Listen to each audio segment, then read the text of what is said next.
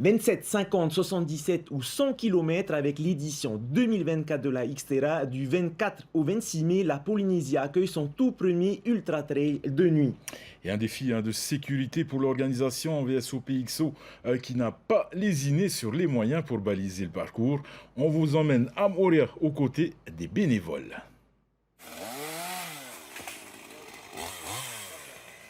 C'est à la tronçonneuse qu'il faut se frayer un passage dans la brousse.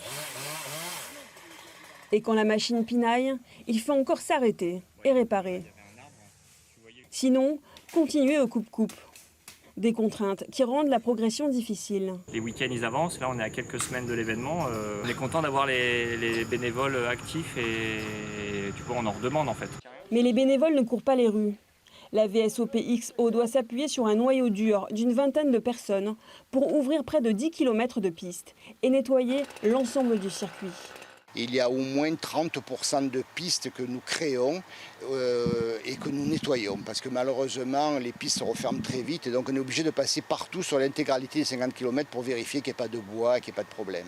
Vice-président de l'organisation, mais aussi pisteur pour le club, Jean-Pierre a fait de nombreux repérages, d'abord sur plan, avant de partir en reconnaissance et définir un tracé moins périlleux pour les coureurs, dont la visibilité sera réduite de nuit.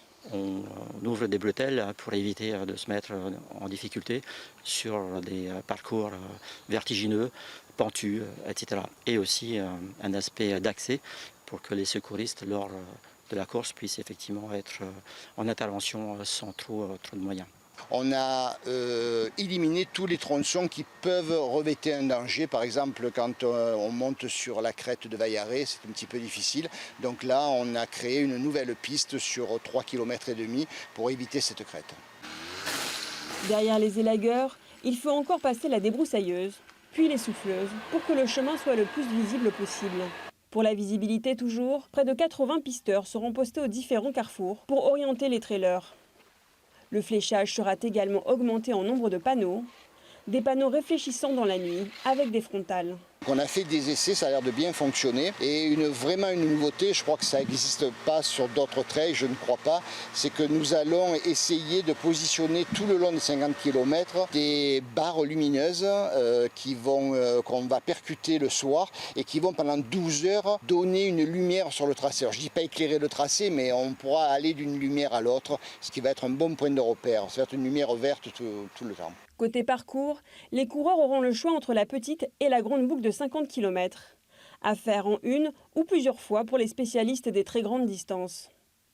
Mais la VSOP XO prévient, un poste de contrôle médical attendra les coureurs au carrefour des deux boucles. Il faudra avoir son feu vert avant de s'engager et d'engloutir 25 km de plus.